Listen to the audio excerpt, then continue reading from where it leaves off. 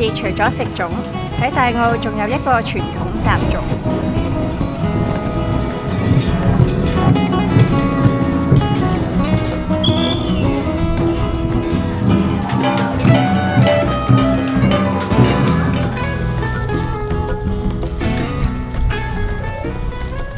係啊，呢啲膠絲網，呢啲打嚟掹啦，以一筋骨都得嘅，呢啲千幾銀啫。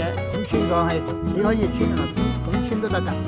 你又總要兩手嘅，好棘死你，即係肯定冇得喐。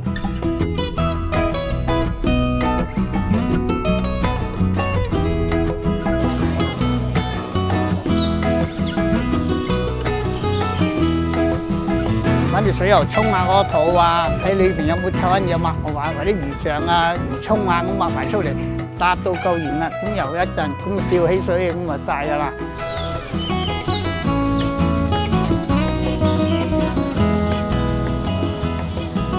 咁樣就我哋第一步咧就話將啲銀蝦用部機攪碎佢，100斤蝦加6至7斤鹽，咁咧就放上個西度，咁咧就放上呢度曬。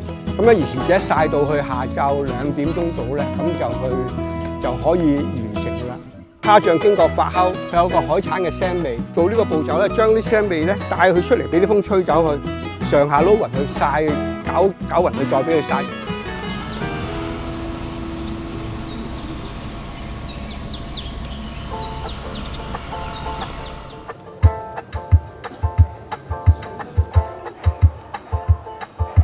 咁落8克嘅糯米粉，500克大熱水，40克砂糖，3克鹽，2茶匙嘅菜油或者2克油啦，咁就可以搓到呢個糯米粉咁軟熟噶啦。